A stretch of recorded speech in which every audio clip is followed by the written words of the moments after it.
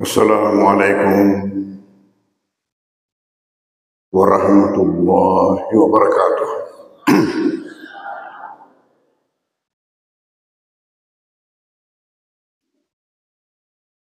Bagaimana Ibu, sehat?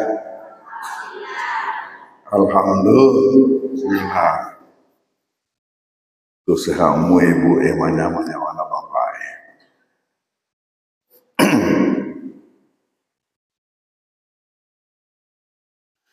Bismillahirrahmanirrahim.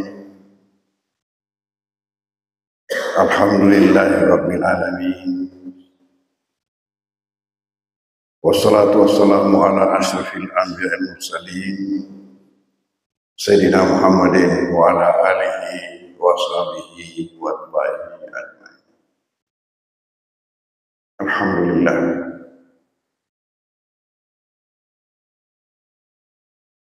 Bahwa atas rahmat Allah Subhanahu wa taala juga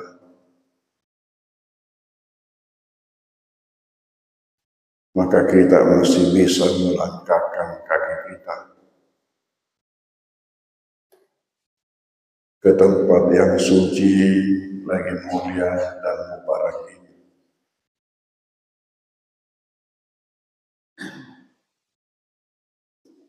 Sebagai pembuktian daripada iman kita dan kehambaan kita kepada Allah Subhanahu wa taala.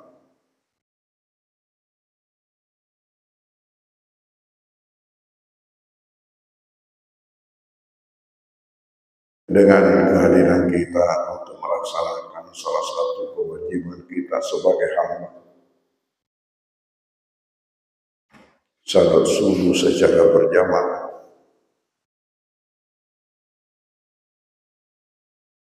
salat jamaah yang merupakan salat berjamaah yang paling afdal dalam sehari semalam, sebagaimana yang kita dengarkan dari baginda Rasulullah SAW, di mana beliau mengatakan, barang siapa yang menghadiri salat jamaah subuh, maka ia dinilai salat semalam penuh, semalam suntuk.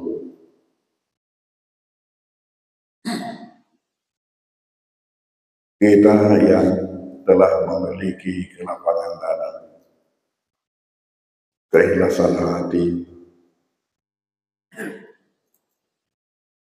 mungkin kita masih ngantuk, tapi telah ikrar apabila tiba saatnya untuk bangun kita.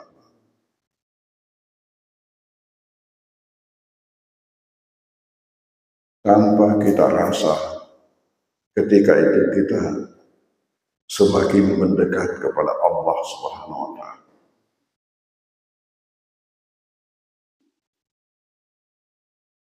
Dan apabila seorang hamba berhasil mendekatkan diri kepada Allah Subhanahu wa taala, kepada Tuhan,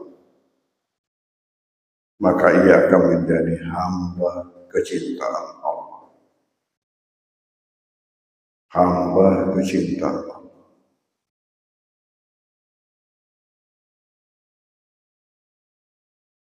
Karena beliau sendiri, Allah telah berkata dalam salah sebuah hadis qudsi bahwa apabila hambaku mendekatkan diri kepadaku sekedar sejengkal, maka aku akan mendekat kepadanya sekedar sehasta. Narekku ataku dapat dope yalinan laudia si kira-kira sejangka ufat dope rengi alin laudia alina si kira-kira sisiku. Dan andai kata hambaku mendekatkan diri kepadaku sekedar sehasta, maka aku akan mendekat kepadanya sekedar sedepah. Narekku ataku engke mapangaweyane laurean si kira-kira sisiku upat pereng yang ada laureanina si kira-kira si lepah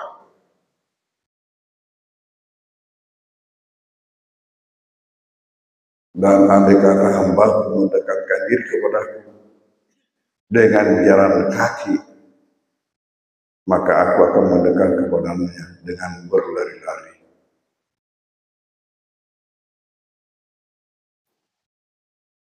Makanya kita yang telah ikrar untuk berupaya senantiasa melaksanakan kewajiban-kewajiban kita sebagai hamba. Dan itu kita buktikan seperti dengan kehadiran kita untuk salat jamaah, utamanya salat jamaah subuh. Tanpa terasa kita itu semakin dekat kepada Allah. Dan insya Allah kita berdoa supaya kita nanti mendapatkan husnul khatimah. Amin. Ya. Dan manakala kita mendapatkan yang namanya husnul khatimah, yakin kita itu akan ditempatkan Allah dalam tempat yang sangat indah di sisinya.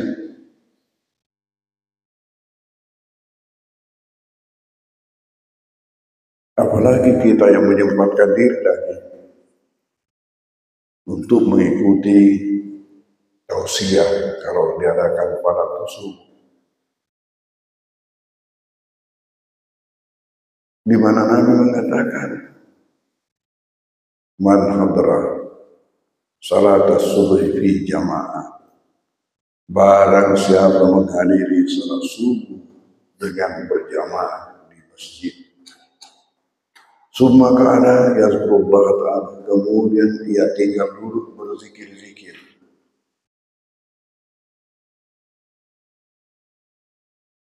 Saya ingat pada waktu Ramadan bahwasanya jamaah ibu-ibu kita di sini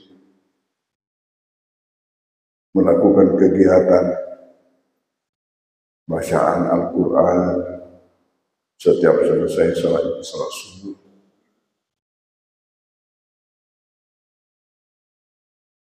Tidak banyak masjid yang melakukan seperti itu.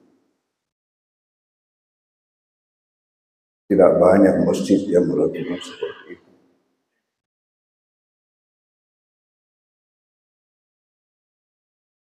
Ubah pahala, tak pernah itu.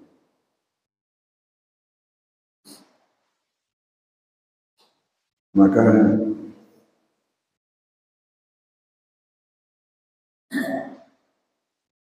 upayakanlah hal macam ini kita lestarikan. Kita lestarikan selama hayat dengan badan.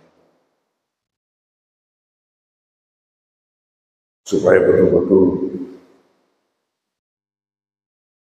kita akan mendapatkan tempat yang sangat indah di sisi Allah Subhanahu wa Ta'ala.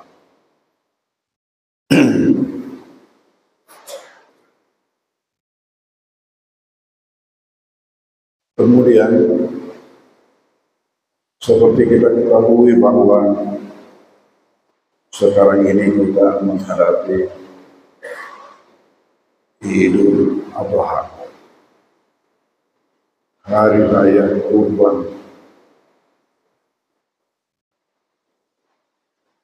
Namanya hari raya ini hari raya Kurban karena ditandai dengan kesadaran umat Islam untuk berbagi kepada saudara-saudaranya, terutama yang kurang mampu, dengan berkurban dalam bentuk apakah menyembelih kambing atau menyembelih sapi. Itu di negeri kita. Ataukah menyembelih kerbau di tempat di mana orang memelihara kerbau.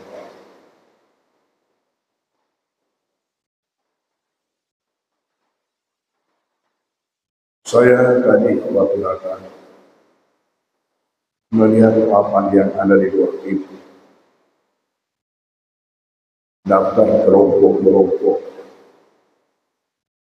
yang telah bersedia untuk melakukan amal itu. Saya sangat bersyukur. Saya lihat bahwa sudah ada 7 kelompok yang sudah penuh.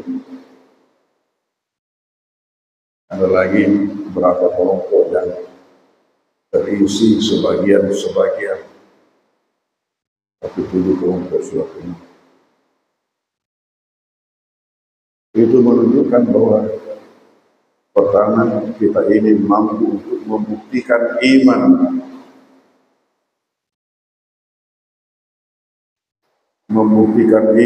kepada Allah Subhanahu wa taala, sebagaimana dulu Nabi Ibrahim mampu untuk membuktikan imannya ketika mendapatkan perintah untuk mengorbankan putra tunggalnya Ismail.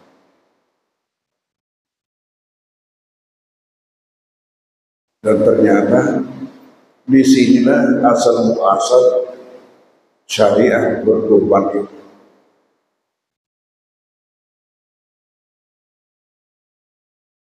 Bahwa kita dikasih perintah, dan perintah ini merupakan ujian iman kita. Mampukah kita membuktikan iman kita dalam bentuk menyembelih hewan tertentu untuk kita makan bersama, bukan dimakan sendiri, tapi bagaimana kita bagi kepada saudara-saudara kita, terutama yang kurang mampu, yang mungkin sulit untuk membeli daging. Kita tahu bahwa di negeri kita ini harga daging cukup mahal. Dan mungkin ada di antara saudara-saudara kita hanya bisa makan ikan kering atau ikan-ikan kecil.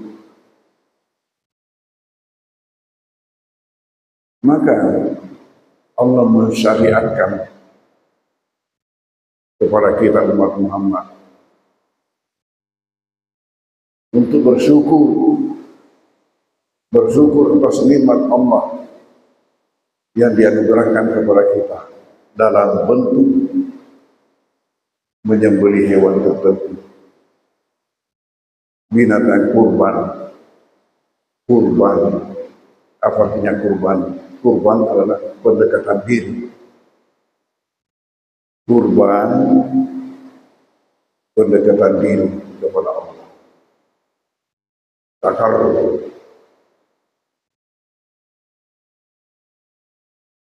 Suatu ibadah, suatu amal yang menunjukkan kepada kita sebegitu bervariasinya bentuk-bentuk ibadah dalam agama kita.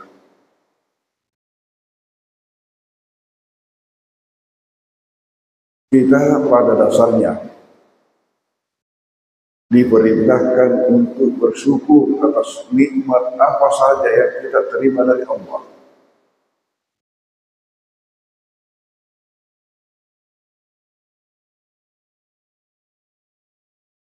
Kita diperintahkan untuk mensyukuri nikmat apa saja yang kita terima dari Allah. Dan ibadah-ibadah itu merupakan salah satu bentuk kesyukuran. Salat itu juga merupakan bentuk kesyukuran. Karena Nabi diketemukan oleh keluarganya, oleh istrinya, salat malam, di mana berdirinya terlalu lama, sehingga itu darah turun ke betisnya karena lamanya berdiri. lalu ditegur oleh istri, mengapa baginda menyiksa diri, melakukan salat dengan jangka waktu durasi yang begitu lama sampai membengkak betisnya? Apa jawaban Nabi? Bukankah saya ini mendapatkan nikmat yang sangat banyak dari Allah? Bukankah saya ini mendapatkan nikmat yang sangat banyak dari Allah? Lalu, karena itu saya harus tahu diri. Saya harus tahu diri dengan bersyukur, dengan berterima kasih kepada pemberi nikmat ini. Dan dengan apa saya mensyukurinya? Inilah dengan salat yang saya lakukan. Kita diperintahkan untuk meneruskan zakat. Itu juga adalah suatu bentuk kesyukuran atas nikmat harta.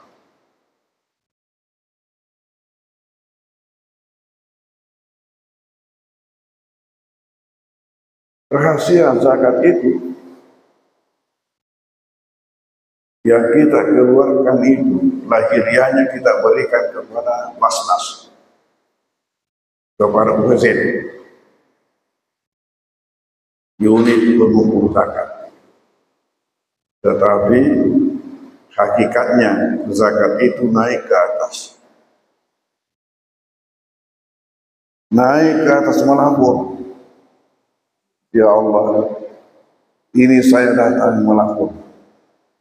Saya adalah sebagai tanda kesyukuran hamba-Mu atas nikmat yang Engkau anugerahkan kepadanya. Menerukan sebagian kecil daripada nikmat Allah berupa harta kepada kita, untuk kita bahagi kepada saudara-saudara kita yang kurang mendapatkan nasib sebagaimana kita. Satu bentuk kesyukuran atas nikmat. Lalu Allah mengatakan apa? Kamu jangan turun ke bawah kecuali bersama-sama dengan saudara-saudaramu yang lebih banyak daripada kamu.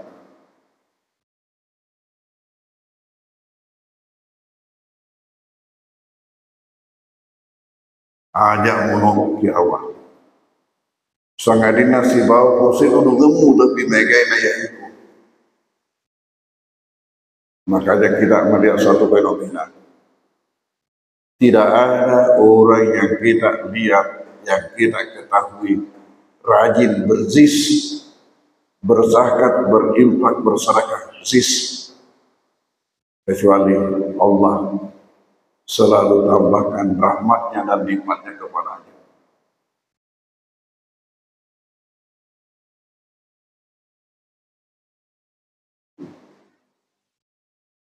Coba kita lihat macam Pak JK,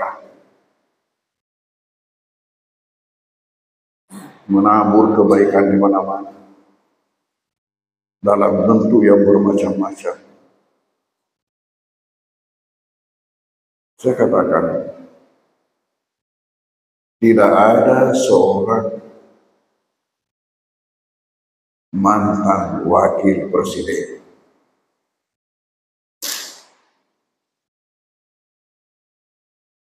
yang memiliki nasib seperti beliau.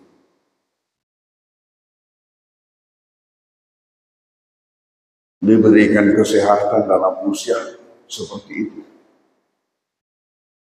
Beliau kelahiran 42, masih aktif kemana-mana,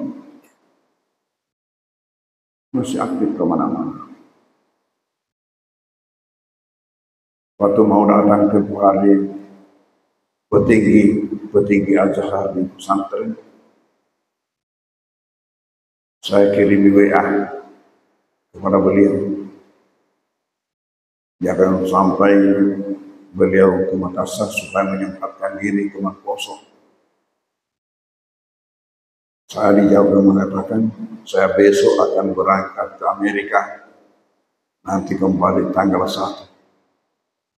Padahal acara kita di Mangkuso itu tanggal 25-26. Kembali, maka kita berikan lagi undangan untuk penamatan nanti tanggal 29 Desember.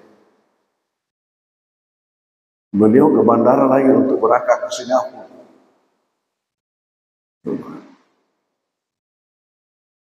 Ini masih diberikan kesehatan oleh Allah seperti itu.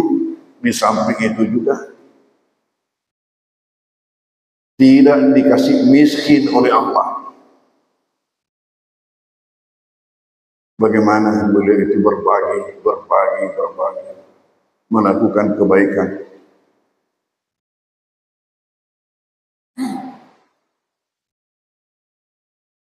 Ini rahasia zakat yang tidak diketahui orang. Yang diketahui bahwa zakat itu mengurangi harta. Sementara sifat dasar manusia itu ingin selalu menambah terus. Membuat mereka bakhil untuk mengeluarkan zakat, infak, sedekah. Padahal ketika zakat itu naik ke atas melapor, inilah saya sebagai salah satu bentuk kesyukuran hambamu atas nikmat yang engkau anugerahkan kepadanya. Maka Allah menjawab, kamu jangan turun ke bawah kecuali bersama-sama dengan saudara-saudaramu yang lebih banyak dari itu. Karena itulah tidak ada orang yang rajin berzis, berzakat, berinfak, bersedekah yang dikasih miskin oleh Allah. Ini lagi ibadah dalam bentuk berkurban yang dirayakan dengan salat, namanya salat Idul Adha, salat hari raya kurban. Begitu selesai, kita keluar untuk melaksanakannya. Dan agar supaya kita cepat salat, maka disunatkan kita tidak sarapan. Kita tidak sarapan dulu sebelum pergi salat Id. Nanti setelah kembali, supaya secepat mungkin salat Id itu kita lakukan. Dan apabila kita melakukan itu, kita tidak sarapan pergi salat Id, maka itu kita dinilai puasa hari itu, diberikan nilai puasa hari itu.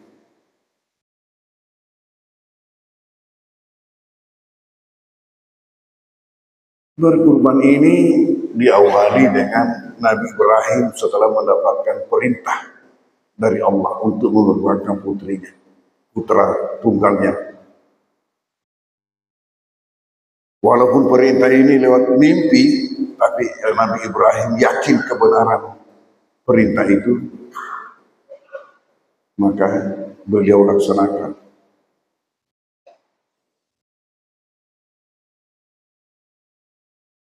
Lalu ketemu pula dengan anak yang patuh, Nabi Ismail. Maka ketika Nabi Ibrahim menyampaikan kepadanya, ya bunayya ini arahil manami anni azbah, wahai anak kesayanganku, tadi malam saya melihat dalam mimpi, saya ini diperintahkan untuk mengorbankan engkau. Fantur mada tara, pekubi musa di tanganmu. Bagaimana pendapatmu?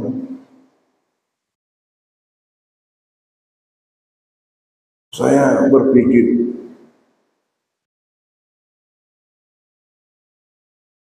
adakah perintah yang lebih berat daripada ini, yang lebih sulit daripada ini? Kita yang punya keturunan, punya anak, bagaimana kira-kira perasaan kita andai kata perintah mengatakan, coba kurbankan salah seorang anakmu. Yang mana yang paling kamu sayangi? Kira-kira bagaimana perasaan kita? Ini disampaikan Ibrahim kepada putranya. Ya bunayya inni ara al-manam, wahai anak sayangku, bahwasanya saya melihat dalam mimpi saya ini menyembelih kamu. Perintah mendapatkan. Perintah dapatkan dari Allah. Tapi apa jawab si anak? Ya wati fa'al ma'tumar. Wahai ayah kesayanganku, kalau memang itu perintah, laksanakan. Satajidni insyaallah minas sabirin. Nanti engkau dapati saya termasuk anak yang mampu bersabar. Masya Allah. Dan ini dilaksanakan oleh Nabi Ibrahim. Walaupun digoda lagi oleh iblis dengan mengatakan itu hanya mimpi doang, bukan perintah, hanya mimpi. Masa kamu akan ikuti itu? Tapi karena Nabi Ibrahim yakin bahwa ini perintah, maka Nabi Ibrahim yakin walaupun lahiriahnya tidak baik, tapi pasti kebaikan. Itu keyakinan Ibrahim. Kapan perintah betul, pasti kebaikan. Dan macam inilah yang perlu kita tanamkan dalam diri kita. Kapan ada perintah dari Allah lewat Al-Quran atau disampaikan oleh baginda Rasulullah, yakin bahwa itu pasti kebaikan.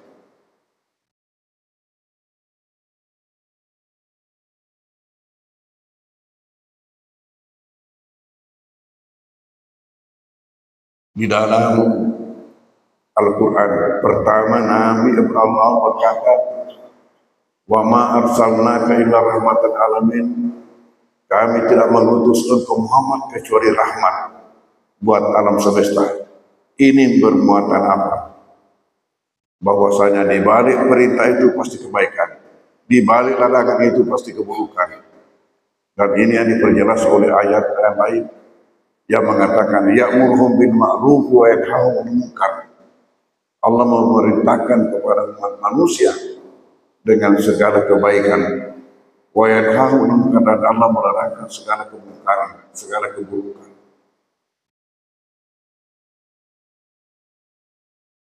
Yakin. Dan keyakinan ini membuat Ibrahim melaksanakan perintah itu walaupun lahiriahnya tidak baik, sadis. Tapi Nabi Ibrahim yakin pasti ini kebaikan. Dan terbukti setelah beliau laksanakan, ternyata Allah menggantikannya dengan domba besar. Sementara anaknya dulu di sampingnya. Karena Jibril langsung turun menggantikan Ismail dengan domba besar. Kemudian syariat inilah sampai kepada kita, umat Nabi Muhammad, diperintahkan untuk berkorban untuk satu ibadah dalam bentuk berkorban, menyembelih seekor hewan tertentu, apakah kambing ataukah sapi kalau di negeri kita.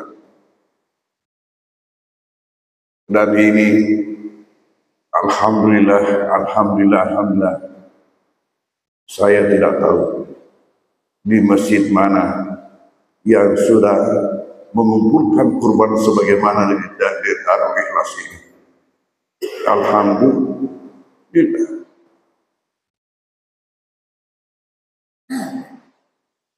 Sudah 7 kelompok yang sudah penuh.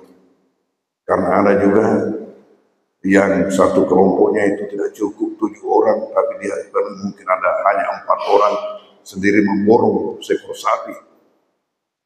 Karena biasa saja seekor sapi itu hanya satu keluarga yang memborong, bisa saja.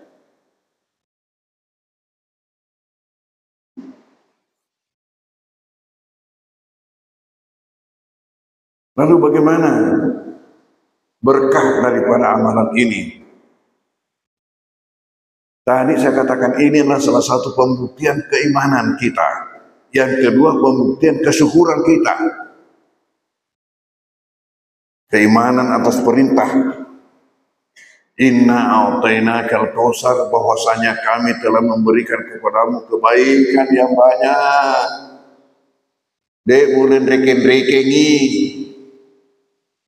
Egana na tempat penyamu po dari puangnya mutarima. Karena itu fasal dirabikonar salatlah dan berkurbanlah. Ini perintah langsung lewat ayat. Tidak sebagaimana Nabi Ibrahim perintahnya lewat mimpi, tapi kita mendapatkan perintah lewat ayat. Sementara Nabi Ibrahim mendapatkan perintah mengorbankan putra tunggalnya, kita hanya diperintahkan mengorbankan seekor kambing. Masa kita tidak bisa? Bagi orang yang memiliki kemampuan. Karena ini perintah hanya ditujukan kepada mereka yang memiliki kemampuan. Dek nak kena narikok dek metoda pakuleng. Dek nak kena. Risesena pun lagi pakuleng. Bagi mereka yang tidak memiliki kemampuan, perlu dua hal baginya. Yang pertama ialah perbaiki silaturahimmu. Perbaiki silaturahim. Karena kita sudah baca dalam kesempatan yang lalu bahwa ternyata memperbaiki silaturahim itu adalah untuk memperpanjang usia, kemudian memperbanyak rezeki, melonggarkan rezeki. Seseorang yang longgar, yang luas silaturahimnya, maka banyak rezekinya dibanding dengan orang yang sempit silaturahimnya.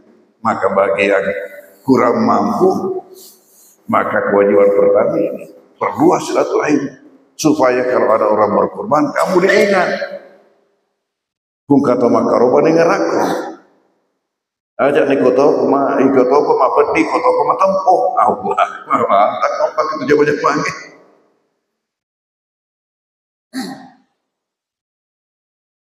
Kemudian yang kedua, perbaiki doamu. Doamu pertama, ya Allah, semoga yang berkorban ini ada yang mengingat saya. Buang dari erbakar atau menyerangnya kasih. Dan yang kedua isi doanya, ya Allah mudahkan rezeki saya supaya saya bisa juga berkorban tahun depan.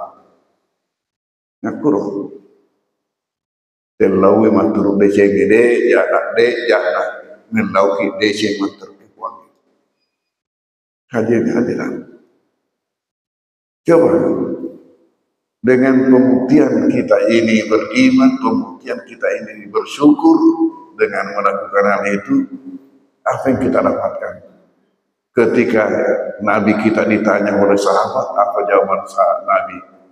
Kamu akan mendapatkan pahala sebanyak jumlah bulu hewan korban. Kamu akan mendapatkan pahala sebanyak jumlah bulu hewan korban. Rutuk ko apalang singega bulu-buluna itu karumam. Mereka ini ya Quran itu. Siapa berani itu? Maka kaya kalau coba-cobaan mereka ini. Mama tak capuk di daging nakura nanti nade pada capuk mereka nama kena siaga igana.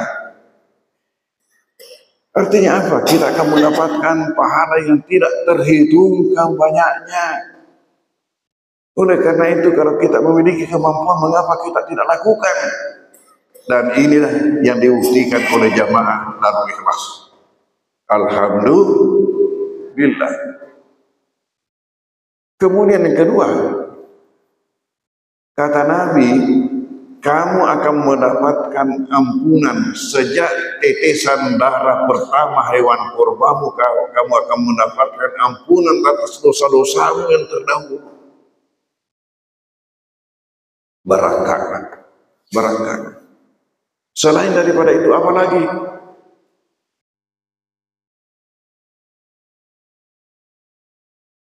Kamu akan mendapatkan tolak bala daripada keburukan-keburukan dunia dan akhirat.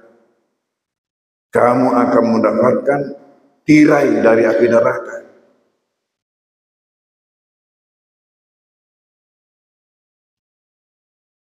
Kata Nabi, man dhaha taibatan nafsuhu li udhiyati, siapa yang berkorban dengan segala keikhlasan hati asibawai cino ngati taibatan nafsu li ulihati jaralahu ijawab nara, maka dijadikan baginya tirai dari api neraka. Rupa napunai ya atau sampai itu maka rupa. Terakhir yang saya ingin sampaikan ialah apakah boleh kita berkorban untuk almarhum atau almarhumah?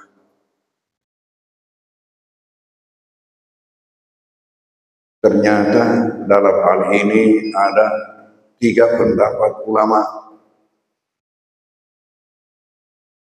Ada yang mengatakan tidak boleh kalau tidak diwasiatkan sewaktu hidupnya.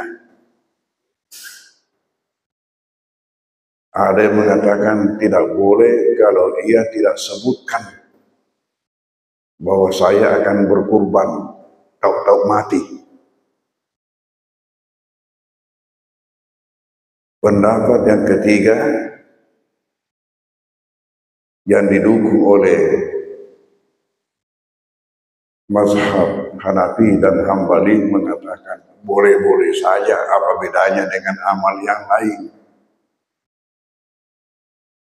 Kalau amal yang lain kita boleh bersedekah untuk almarhum, kita boleh berwakaf untuk almarhum, kita boleh berinfak untuk almarhum. Ini kan termasuk juga di situ. Maka boleh-boleh saja walaupun tidak diwasiatkan. Boleh-boleh saja apabila si anak memiliki kemampuan untuk itu dan ingin berbakti kepada orang tuanya lewat cara itu dengan berkorban. Jadi ini terserah pada kita. Yang mana yang kita mau lalui, yang mana yang kita mau jalani. Saya kira inilah bahasa kita hari ini. Berkah, berkah, berkah kepada siapa-siapa yang telah dengan ikhlas, tulus hati, nasiboi cending hati, pasilik derengiyahi, amarak-maraknya berkorban. Dan itu dibagi 3, 1/3 untuk di rumah kita makan bersama keluarga, 1/3 untuk kita bagikan kepada fakir miskin, 1/3 untuk kita hadiahkan kepada sahabat-sahabat walaupun bukan fakir miskin. Inilah bahasan kita subuh hari ini. Dan insya Allah kita akan mendapatkan lagi pahala haji dan umrah dengan adanya kita selesaikan nanti dengan syarat isyarat.